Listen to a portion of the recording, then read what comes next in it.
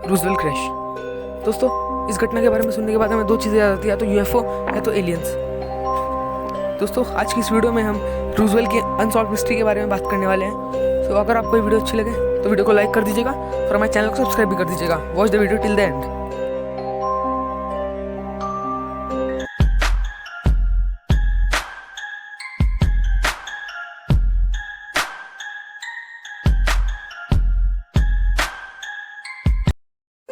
दोस्तों, ये बात है सन 1947 की, जब यूएफओ साइटिंग्स बहुत ज़्यादा बढ़ गई थी। About 300 UFO sightings officially report की गई थी। 14 जून 1947 को फोस्टन एंड न्यू मैक्सिको में एक क्रैश हुआ था। सो अराउंड 20 डेज उसके बाद एक फार्मर जिसका नाम था मैक ब्राज़ेल, वो क्रैश साइट पे गया था कुछ पार्ट्स इकट्ठे करने के लिए। मैक ब्राज़ेल वो पहला इंसान था जिसे क्रैश के बारे में पता चला था। आफ्टर 3 डेज मैक ने ये डिसाइड किया कि वो इन पार्ट्स को गवर्नमेंट ऑफिशियल को सौंप देंगे। उसके बाद मैक ने एक गवर्नमेंट ऑफिशियल जिनका नाम था जॉर्ज विल्कॉक्स, उन्हें सारी घटना बताई।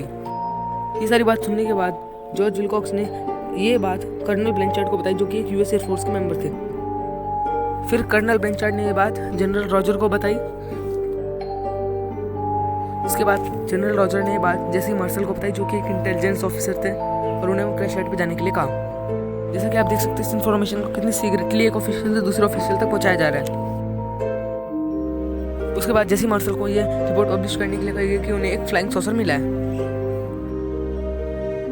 उसके बाद जनरल रॉजर ने जेसी मार्शल को वहां से कुछ पार्ट्स लाने के लिए कहे गए, इंस्पेक्ट करने का।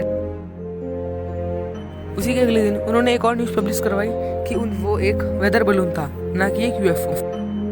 इसके बाद धीरे धीरे टाइम बीतता गया और दुनिया इसके बारे में भूल गई। लोगों ने इस घटना के बारे में चर्चा करना बिल्कुल ही बंद कर दिया था। उसके बाद सन 1978 में यूएफओ रिसर्चर स्ट्रैटन फ्रेडमैन ने जेसी मार्शल का एक इंटरव्यू लिया, जिसमें उन्होंने साफ साफ कहा था कि जो क्रैश था वो डेफिनेटली एक वेदर बलून नहीं था। उसके बाद जेसी मार्शल ने एक्चुअली ये कहा, when I lifted that item I feel I don't have anything in my hand.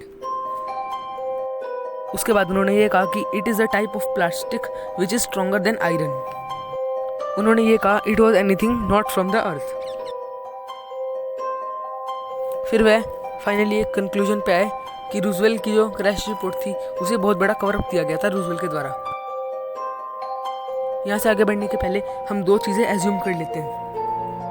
पहली कि वह सिर्फ एक वेदर बलून था, और दूसरी कि वो एक यूएफओ क्रैश था। अगर हम पहली सिचुएशन को एज्यूम करें कि वो एक वेदर बलून था, 1944 में यूएस एयरफोर्स ने एक रिपोर्ट पब्लिश की थी कि क्रैश की रिपोर्ट रियल नहीं थी, पर उसे कवर अप किया गया था पब्लिक से। पर वो सीक्रेट प्रोजेक्ट्स के तहत किया गया था, वो कोई यूएफओ क्रैश का कवर अप नहीं था। यूएस एयरफोर्स का कहना था कि वो एक प्रोजेक्ट मोगल था, जिसमें मॉनिटरिंग सिस्टम फिट किया जाता था वेदर बलून्स में, ताकि कोई भी अगर परमाणु हथियार टेस्ट करे तो उन्हें पता चल जाए। फरवरी 1994 में जनरल काउंटिंग ऑफिसर ने एक रिसर्च स्टार्ट की थी लोगों के सेटिस्फैक्शन के लिए जो वहाँ रहते थे, और अगले साल 1995 में वो रिपोर्ट पब्लिश हुई थी, जिसका नाम था रूजवेल रिपोर्ट। इस रिपोर्ट में उन्होंने ये कहा था कि वो जो एक्सेस वेस्ट था वो वेदर बलून का ही था, जो प्रोजेक्ट मोगल में यूज़ किया गया था। 1997 में उन्होंने एक और रिपोर्ट पब्लिश की, इसका नाम था रूजवेल रिपोर्ट केस क्लोज्ड। इस रिपोर्ट में उन्होंने ये समझाया था कि जो बॉडीज वहाँ मिली थी वो एलियन बॉडीज नहीं थी। 1950 में यूएस आर्मी ने हेलो टेस्टिंग पैराशूट के लिए डमी यूज़ किए थे, वो वही बॉडीज थी।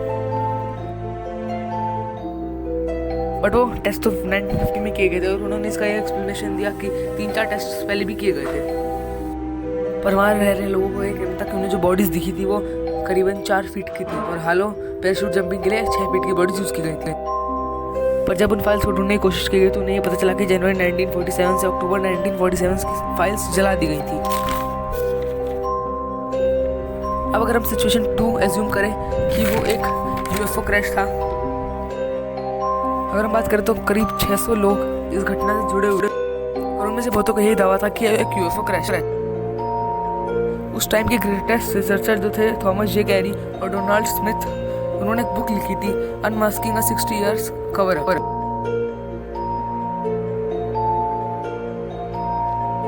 उस टाइम के एक रेडियो आर्टिस्ट जिनका नाम था फ्रैंक जॉयस, उन्होंने मैक ब्राजेल का इंटरव्यू लिया था जिसमें उन्होंने साफ साफ कहा था कि एलियन बॉडीज और यूएफओ भी पाए गए थे वहाँ पे।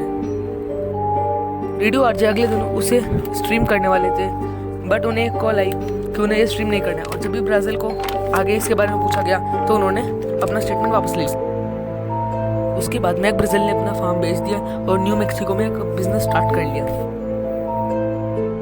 उसके बाद विलियम ब्लैंचार्ड एक लीव पे चले गए। एक ऑफिसर था उनका ऑफिसर जिसका नाम था जॉय। उसने ये कहा कि वो ऑफिशियल वर्क से गए थे उस साइट को क्लीन अप करवाने। वो जो फोटोज पब्लिक में लीक की गई थी वो फेक थी। वो फोटोज एक वेदर बलून की ली गई थी इस क्रैश को कवर अप करने के लिए।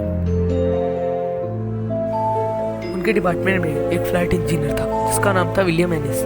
वो बहुत साल तक यही कहता रहा कि वो एक वेदर बलून का क्रैश था, बट 2008 में उसने साफ की देख कि वो एक यूएफओ क्रैश था। उसने ये कहा कि उसमें कोई भी इंजन नहीं था। उसने ये कहा कि उस मटेरियल का वेट नेग्लिजिबल था और वो उस क्रैश को डिस्ट्रॉय नहीं किया जा सकता था। उन्हें वहाँ एक और मेटल मिला जो किसी भी शेप में फोल्ड किया जा सकता था और वह अपनी शेप में वापस आ जाता था। उसको निकनेम किया गया memory metal. Government official scientist ने यह कहा कि वो अर्थ से नहीं था, तो क्या वो सच में एक यूएफओ क्रैश हुआ था या फिर वो वेदर बलून था। तो दोस्तों आज तक अनसॉल्व्ड मिस्ट्री है। तो दोस्तों इतना ही था इसकी इस वीडियो के लिए। अगर आपको वीडियो पसंद आए तो लाइक जरूर करिएगा और हमारे चैनल को सब्सक्राइब भी कर दीजिएगा। दोस्तों अगर आपको हमारे चैनल की मिस्टीरियस वीडियोस पसंद आती है तो अपना टॉपिक आप कमेंट कर सकते हैं, हम उस पर वीडियो बनाने की कोशिश जरूर करेंगे। Tell me pretty lies, look me in the face, tell me that you love me, even if it's fake.